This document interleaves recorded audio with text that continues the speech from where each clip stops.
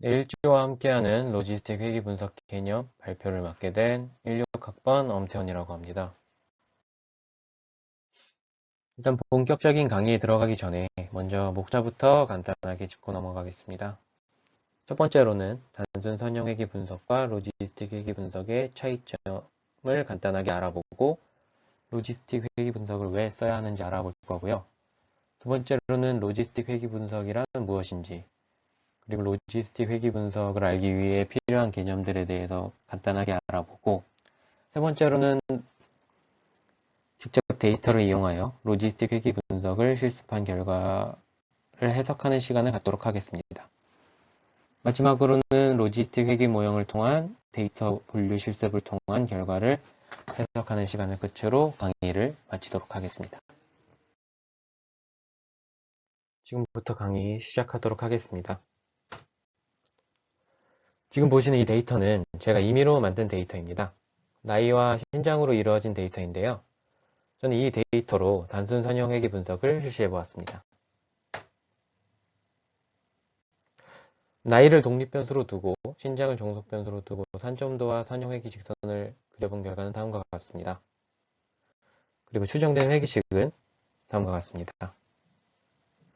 이렇게 단순 선형 회계 분석을 통해서는 나이와 신장의 함수관계를 규명하고 나이를 통해 신장을 예측할 수 있습니다. 지금과 같이 종속변수가 연속형 변수라면 단순 선형 회계 분석을 사용하여 분석을 실시하는데요. 만약에 이 종속변수가 연속형 변수가 아니라 범주형 변수면 어떻게 될까요? 이번에는 종속변수가 연속형 변수가 아닌 이분형으로 나누어진 범주형 변수를 두고 단순 선형 회계 분석을 진행해 보았습니다.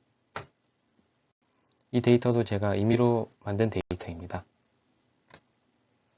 나이를 독립변수로 두고 종속변수로는 암 발생 여부를 두고 산점도와 회귀 직선을 그려보았는데요. 범주형 변수를 종속변수로 두고 회귀 분석을 진행하였기 때문에 선형 회귀 모형 피팅이 어렵다는 것을 알 수 있었습니다. 그리고 예측값이 0과 1을 벗어나는 경우가 생긴다는 것도 알 수 있었는데요. 그리고 회귀 계수를 통해서 63세일 경우 암 발생 여부 결과 예측을 해보았습니다. 예측값은 0.547로 0.5보다 크지만 이게 양성인지 음성인지 해석하기 좀 까다로운 경우가 생기게 됩니다. 이렇듯 종속변수가 범주형 변수일 때는 단순 선형 회귀 분석이 적절하지 않아 보이는데요. 그렇기 때문에 종속변수가 범주형 변수일 때는 로지스틱 회귀 분석을 통해서 분석을 진행해 주어야 합니다. 로지스틱 회귀 분석을 사용해야 하는 이유는 다음 장에서 계속 발표하도록 하겠습니다. 종속변수가 범주형일 때 단순 선형 회귀를 사용하지 않고 로지스틱 회귀 분석을 사용하는 이유에 대해서 말씀드리겠습니다. 단순 회귀 분석에서는 종속변수를 연속형 변수로 사용하기 때문에 종속변수가 범주형 변수일 때 사용하면 모델 피팅이 어렵게 됩니다. 그리고 종속변수가 범주형 변수일 경우 단순 회귀 분석으로 나온 회귀 계수로 결과를 해석하기 어려움이 있습니다. 그리고 세 번째로는 종속변수가 이분형 변수인 0과 1로 이루어진 경우에 단순 회귀 분석에서는 예측값이 0 또는 1을 벗어나는 값이 나오기도 하기 때문에 종속변수가 범주형일 때는 단순 선형 회귀 분석보다는 로지스틱 회귀 분석을 사용하는 것이 적합합니다. 앞에서 로지스틱 회귀 분석을 사용해야 되는 이유에 대해서 알아보았다면 이번엔 로지스틱 회귀 분석이란 무엇인지에 대해서 알아보겠습니다. 로지스틱 회귀는 선형 회귀 분석과는 다르게 종속변수가 범주형 변수일 때 사용하는 분석 방법입니다. 그리고 독립변수의 선형 결합을 이용해서 사건의 발생 가능성을 예측하는 데 사용되는 통계 기법입니다. 그리고 데이터가 주어졌을 때 로지스틱 회귀 분석을 활용하여 분석하면 데이터가 특정 분류로 나누어지게 됩니다.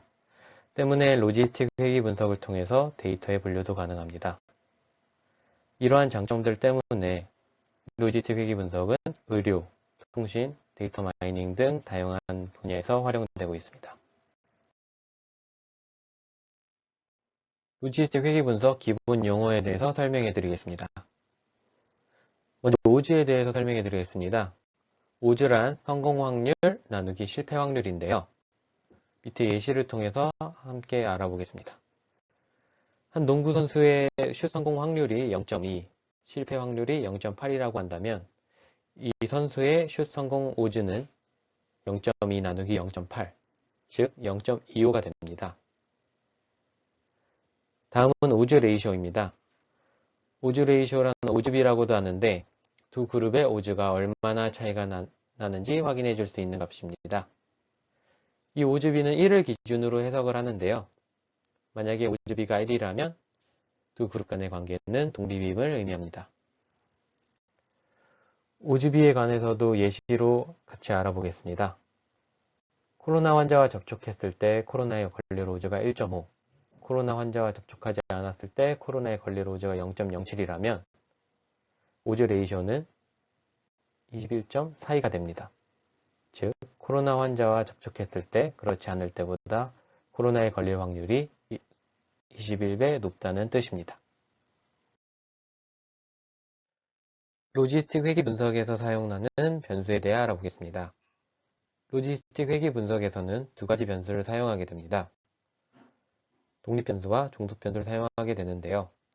독립변수는 설명변수 혹은 X변수로 불리고 종속변수는 반응변수 혹은 Y변수로 불리게 됩니다.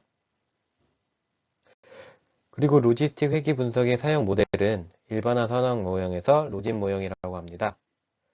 로진 모형은 다음과 같은 선형식으로 표현됩니다. 여기서 중요하게 볼 것은 베타 값인데요. x가 한 단위 증가할 때마다 다만큼 증가한다는 뜻입니다. 그리고 베타가 0이면 y는 x에 대해서 독립이라는 뜻인데요. 즉, x의 영향을 받지 않는다는 뜻입니다.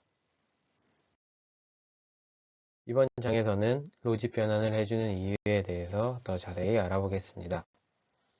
로직 모양이란 오즈의 로그를 취해준 값입니다. 오즈의 범위는 원래 여기 보시는 것과 같이 0부터 무한대입니다. 이런 오즈의 로그를 취해주게 된다면 그 범위는 마이너스 무한대에서 무한대로 범위가 바뀌게 됩니다. 원래 파이의 범위는 0부터 1로 제한되어 있던 것이 이렇게 로직 변환을 해주게 되면 마이너스 무한대에서 무한대로 바뀌는 것을 확인할 수 있습니다. 이렇게 범위가 마이너스 무한대에서 무한대로 바뀌게 되면 이 모형의 구조적인 문제가 사라지게 됩니다. 여기 밑에 그림은 파이에 대한 로지스틱 함수의 형태인데요. 베타 값이 양의 값을 가지면 우상향 곡선, 그리고 베타 값이 음의 값을 가지면 우하향 곡선이 나오게 됩니다. 베타 값에 의해 곡선의 형태가 바뀌고 x가 한 단위 증가할 때 파이가 증가하는지 감소하는지 알 수 있습니다. 오른쪽의 회귀 곡선은 범지원 자료 분석 강의 자료에서 가져온 자료인데요. 독립변수로는 참기의 넓이, 종속변수로는 부수체를 가질 확률입니다. 곡선을 보면 참기의 넓이가 한 단위 증가할수록 부수체를 가질 확률이 높아지는지 낮아지는지 확인할 수 있는데요. 이 곡선을 보면 한 단위 증가할 때마다 부수체를 가질 확률이 베타 곱하기 파이 곱하기 1-파이만큼 증가하는 것을 확인할 수 있습니다.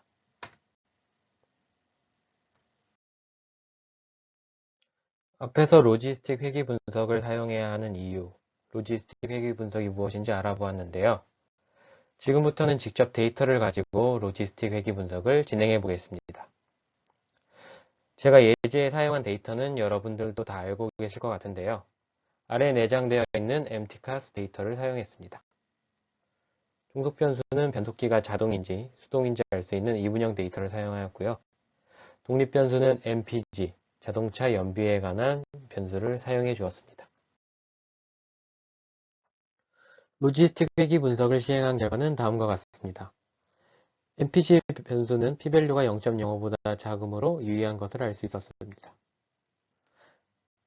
최종식은 다음과 같은데요. 최종식에서 회귀 궤도와 양의 값이 나왔기 때문에 연비가 높아질수록 변속기가 수동일 가능성이 높다고 예측을 할 수가 있습니다. 다음은 오즈 레이쇼 해석입니다. 모형을 해석하기 위해서는 양변의 익스포넨셜을 취해줌으로써 로그를 없애주고 오즈에 대한 해석을 합니다. 오즈에 대한 해석은 다음과 같습니다. 연비가 1 증가할 때 변속기가 수동일 오즈는 1.36배 증가한다. 즉, 연비가 높을수록 변속기가 수동일 확률이 높다고 해석하시면 됩니다. 그렇다면 이 모형이 적합한 모형인지도 한번 알아봐야 되는데요. 바로 호스모-레미쇼 테스트를 통해 추정된 모형이 적합한지 적합하지 않은지를 알 수 있습니다. 호스모-레미쇼 테스터의 기무가설과 대립가설은 다음과 같습니다. 기무가설은 추정된 모형이 적합하다. 대립가설은 추정된 모형이 적합하지 않다인데요. p-밸류가 0.05보다 큰 0.2234로 기무가설을 채택하기 때문에 이 모형은 적합하다는 판단을 내릴 수 있습니다.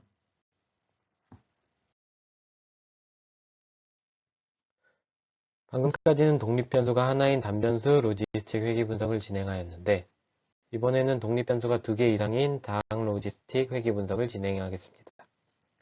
사용한 자료는 2017년도 가족실태조사 설문자료입니다. 종속변수로는 아동의 행복감을 이분형한 변수를 사용해 주었고요. 독립변수는 아동의 행복감을 제외한 13가지의 변수를 모두 사용해 주었습니다. 로지스틱 회귀 분석을 한 결과는 다음과 같습니다. 13개의 독립변수 중 단 2개의 독립변수만이 유의한 결과를 나타내는 것을 확인할 수 있었습니다. 이러한 경우에는 유의하지 않은 변수들을 빼고 최종 모형을 적합시켜야 합니다. 그렇게 하기 위해서는 3가지 변수 선택 방법 중 하나를 선택해야 하는데요. 3가지 방법은 다음과 같습니다. 전진선택법, 후진선택법, 단계적 선택법. 이 3가지 방법 중 하나를 선택해서 최적의 회귀 모형을 도출해내야 합니다. 이 3가지 변수 선택 방법에 대해서는 다음 장에서 계속 설명하도록 하겠습니다. 3가지 변수 선택법에 대해 설명드리겠습니다. 먼저 전진선택법입니다. 가장 유의한 독립변수부터 하나씩 추가하면서 최종 모형을 적합시키는 방법인데요. 하지만 전진선택법은 한번 추가된 변수는 다시 제거할 수가 없으므로 변수가 추가되는 순서가 매우 중요합니다. 이러한 단점 때문에 최종 모형에 오류가 발생할 수가 있다는 장점이 있습니다. 다음은 후진선택법입니다. 사용할 독립변수들을 모두 포함시킨 모델에서 유의하지 않은 변수들을 하나씩 제거하면서 최종 모형을 적합시키는 방법인데요. 이런 후진선택법 또한 한번 제거된 변수는 다시 추가할 수가 없으므로 최종 모형 선택에 오류가 발생할 수 있습니다. 마지막은 바로 단계적 선택 방법인데요. 이 방법은 전진선택법, 후진선택법을 합친 변수 선택 방법이라고 할 수 있습니다. 변수를 자유롭게 모형에 추가시켰다가 다시 제거시킬 수도 있기 때문에 가장 이상적인 변수 선택 방법입니다. 그래서 저희는 가장 이상적인 방법인 단계적 선택법으로 최종 모형을 적합시켜 보았습니다. 단계 선택법으로 변수를 선택한 결과입니다. 최종 모형으로는 가족과 대화 시간, 가족과 식사 빈도, 아동 학교 선호도, 아동 학교 생활 이렇게 4개의 독립 변수가 선택됐습니다. 이 4개의 독립 변수의 코딩은 다음과 같습니다. 단계적 변수 선택 방법을 통해 적합시킨 최종 로지스틱 회귀식은 다음과 같습니다. 4가지 변수 모두 단위가 증가할수록 아동의 행복감에 긍정적인 영향을 끼치는 것을 확인할 수 있었는데요. 그 중에서도 아동의 학교 선호도 변수가 가장 큰 영향을 주는 것을 확인할 수 있었습니다. 다음은 오즈 레이쇼 해석입니다. 아동이 행복할 오즈에 대한 해석을 하기 위해 양변의 익스포니셜을 취해 줌으로써 로그를 없애주었습니다.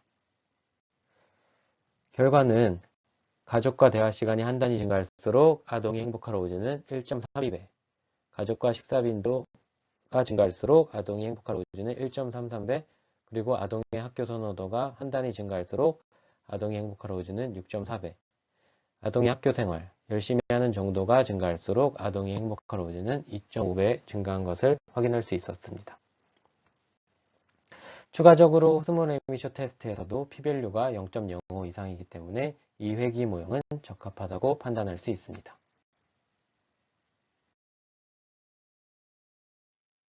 독립변수가 2개 이상 사용된 다항 로지스틱 회귀 분석에서는 다중공선성을 꼭 확인해 보아야 합니다. 다중공선성이란 모형에 포함된 독립변수들끼리 상관관계가 높아서 데이터 분석을 했을 때 부정적인 영향을 끼치는 현상을 말합니다. 이렇게 다중공선성이 발생할 경우 변수의 설명력이 낮아지므로 변수들의 다중공선성에 영향을 받는지에 대한 여부는 꼭 확인해 보아야 합니다. 다중공선성을 확인해 볼 수 있는 지표는 VIF 값을 보면 알 수 있는데요.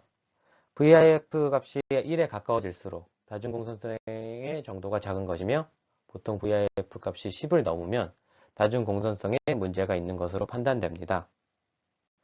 저희가 최종 적합한 모형에서의 4개의 독립변수들은 모두 1에 가까운 VIF 값을 가지기 때문에 다중공선성에 문제가 없는 것으로 판단할 수 있었습니다. 다음은 더미 변수를 활용한 로지스틱 회귀 분석에 대해 알아보겠습니다. 독립변수가 범주형 변수일 때는 더미 변수로 바꾸어 로지스틱 회귀 분석을 진행해 주어야 합니다. 더미 변수의 특징 3가지에 대해서 알려드리자면 첫 번째, K개의 범주를 가지는 변수는 K-1개의 더미 변수를 필요로 하게 된다. 두 번째, 더미 변수는 0 또는 1의 값을 가진다. 세 번째, 모두 0으로 코딩된 더미 변수는 참조 수준으로 기준이 되는 값입니다. 저는 앞선 가족 실태 조사 설문 데이터에서 가족과의 대화 시간 변수를 활용하여 더미 변수를 만들어 보았는데요. 가족과 대화 시간이 적은 범주를 참조 수준으로 기준으로 두고 2개의 더미 변수를 만들었습니다. 이 더미 변수를 활용하여 아동의 행복감을 종속 변수로 두고 로지스틱 회귀 분석을 진행해 보았습니다. 더미 변수를 이용한 로지스틱 회귀 분석은 다음과 같습니다. 첫 번째 더미 변수는 유의하지 않게 나왔지만 두 번째 더미 변수는 유의한 결과를 나타내는 것을 볼 수 있는데요. 앞선 당 로지스틱 회귀 분석에서는 유의하지 않은 변수들을 제거해주고 최종 모형을 적합시켜 주었습니다. 하지만 더미 변수를 사용해서 분석할 때는 더미 변수 중에서 유의하지 않은 변수가 있더라도 다른 더미 변수가 유의하다면 제거하지 않고 계속해서 분석을 진행해 주시면 됩니다. 최종식은 다음과 같습니다. 회귀 개수가 모두 양의 값을 가지므로 참조 수준에 비해 아동의 행복감이 높아진다고 예측을 할 수 있습니다. 다음은 아동이 행복할 오즈를 계산해 본 결과인데 참조 수준을 기준으로 가족과 대화 시간이 보통 수준일 때는 약 1.37배 아동이 행복할 오즈가 증가하는 것을 알 수 있고 가족과 대화 시간이 많을수록 아동이 행복할 오즈가 3.33배 증가하는 것을 알 수 있습니다. 이제 마지막 파트인 로지스틱 회귀 모형을 통한 데이터 분류에 대해 알아보겠습니다. 우선 ROC 커브를 통해 예측 검정력을 확인해 볼 수 있는데요. 저희는 앞선 당 로지스틱 회귀 분석에서 최종적으로 적합시킨 모형에 대한 ROC 커브를 그려보았습니다. 모형의 성능은 커브의 아래 면적, 즉 AUC 값을 통해 판단할 수 있는데요. 보통 AUC 값이 0.7 이상이면 모델의 성능이 꽤 좋다고 판단할 수 있습니다. 저희 모형의 AUC 값은 0.863으로 좋은 성능을 가진 모형이라고 판단할 수 있었습니다. 그리고 민감도는 83.8%, 특이도는 78.5%로 민감도와 특이도가 한쪽으로 치우쳐지지 않고 적절하게 균형을 이루는 것을 알 수 있었습니다. 그리고 추후에 데이터 분류에 사용할 컷오프 값은 0.216이 나온 것을 확인할 수 있었습니다. 앞장에서 컷오프, 민감도, 특이도 등에 대한 용어가 나왔는데요. 이 용어들에 대해 간단히 알아보고 가도록 하겠습니다. 컷오프란 로지스틱 회귀 모형을 통해 나오는 사전 확률을 통해 있음, 없음, 둘 중 어느 쪽으로 분류할지에 대한 기준점인데요. 현재 저희가 분석하는 모형에서는 아동이 행복한지, 행복하지 않은지에 대한 기준점이라고 생각하시면 됩니다. 다음은 민감도입니다.